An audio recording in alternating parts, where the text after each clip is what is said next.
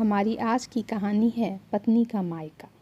अर्जुन जैसे ही ऑफिस से लौटा और फ्रेश होकर सोफे पर बैठा ही था कि नीलम उसके लिए चाय नाश्ता लेकर आई और पूछा, क्या हुआ, तुमने अपने ऑफिस में बात की? किस बारे में? उसने रूखा सा जवाब दिया। नीलम हैरानी से उसकी ओर देखती है। हमें कल लखनऊ के लिए नहीं निकलना है? लेकिन अर्जुन उदासीन स्वर में जवाब देते हुए कहता है कि तुम चली जाओ, अभी तो मुझे थोड़ी मुश्किल हो जाएगी, पीछे से देखता हूँ। वह कहती कुछ नहीं, लेकिन उसके चेहरे पर उदासी साफ झलक उठती है। वह वहाँ से उठकर अंदर चली जाती है। नीलम और अर्जुन की शादी को 7 साल हो चुके थे। नीलम एक समझदार और व्यवहार कुशल स्त्री थी, जिसने शादी के बाद अपने ससुराल को पूरी लगन और प्यार से अपनाया था। सास ससुर की सेवा से लेकर घर की हर जिम्मेदारी तक नीलम ने कभी भी कोई कमी नहीं छोड़ी थी। त्योहारों में मिठाइयाँ बनाना हो या रिश्तेदारों की मेहमानदारी, वह हमेशा सबसे आगे रहती।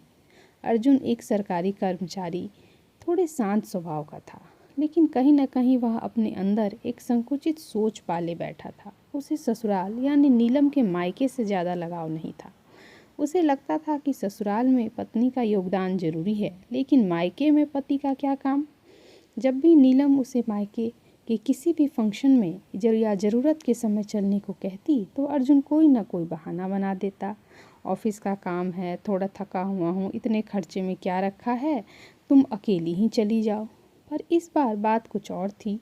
नीलम के छोटे भाई रोहित की शादी थी। घर में उत्सव का माहौल था।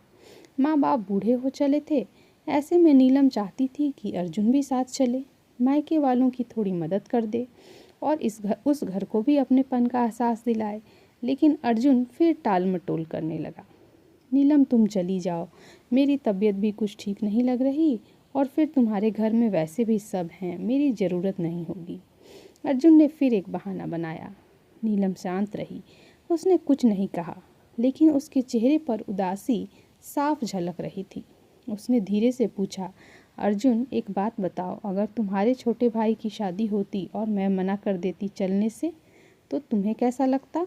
अर्जुन थोड़ा झिझका। वो बात अलग है, तुम ऐसा सोच भी कैसे सकती हो नीलम, तुम तो घर की बहू हो, तुम्हें आना ही होता है। नीलम ने कुछ नहीं कहा, मुस्कुराई, लेकिन उसकी मुस्कान में एक कसक थी। तो क्या मैं सिर्फ इस घर की बहू हूँ? क्या मैं बेटी नहीं? और क्या तुम सिर्फ इस घर के दामाद हो, कोई रिश्तेदार नहीं? अर्जुन, मैंने कभी तुम्हारे घर को तुम्हारा घर नहीं कहा, हमेशा हमारा ही कहा, लेकिन तुम शायद आज भी मेरे घर को मेरा समझते हो, हमारा नहीं। अर्जुन चुप हो गया। उसने नीलम की आंखों में देखा। वहाँ शिकायत नहीं थी, सिर्फ उम्मीद थी। उस रात नीलम ने अर्जुन को अपने मायके के कुछ पुराने फोटोज दिखाए, रोहित के बचपन के, माँ पापा की मेहनत के और उस घर की दीवारों के अपनेपन की कहानियाँ। उसने बताया कैसे उसकी माँ ने सिलाई करके बच्चों को पढ़ाने में पापा की मदद की, कैसे रोहित ने पढ़ाई के साथ साथ पार्ट टाइम नौकरी की। नीलम की आंखों में गर्व और प्रेम दोनों थे। मैंने कभी तुमसे ज़्यादा कुछ नहीं मांगा अर्जुन, उसने कहा, सिर्फ इतना चाहती हूँ कि तुम भी मेरे अपनेपन को समझो। मैं तुम्हारे घर को अपना मान सकती हूँ, तो क्या तुम मेरे घर को थोड़ा सा भी नहीं अपना नहीं मान सकते? अर्जुन को लगा जैसे किसी ने उसके दिल के बंद दरवाजे पर दस्तक दी हो। उस रात उसने बहुत देर तक सोचा। उसे याद आया कि कैसे नीलम ने उसके पिता के बीमार पड़ने पर रात रात भर सेवा की थी, कैसे वह हर त्योहार पर अपने सास ससुर की ख्वाहिशों का मान रखकर उन्हें खुश रखती थी। उसे महसूस हुआ कि वह अब तक सिर्फ और सिर्फ लेने का ही काम कर रहा था, देने का नहीं। अगली सुबह जब नीलम अपना सूटकेस तैयार कर रही थी, अर्जुन ने आकर उसका हाथ पकड़ लिया। तैयार हो जाओ नीलम, और मेरे कपड़े भी पैक कर लो, उसने मुस्कुराकर कहा। चलते हैं रोहित की शादी में, वैसे भी दूल्हे के जीजा के बिना बारात अधूरी लगती है। नीलम की आंखों में चमक सी आ गई। वो कुछ कह नहीं पाई, बस चुपचाप उसकी आंखों से बहता सम्मान अर्जुन के मन को और भी कोमल कर गया। इस शादी में अर्जुन ने न सिर्फ भाग लिया, बल्कि पूरे दिल से रिश्तेदारियां निभाई।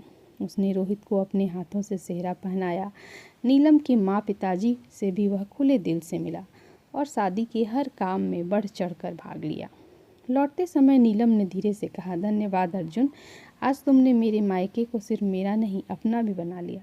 अर्जुन ने हंसते हुए कहा, नहीं नीलम, आज तुमने मुझे इंसान बना दिया, जो रिश्तों को सिर्फ नामों से नहीं बल्कि अपनत्व से पहचानता है।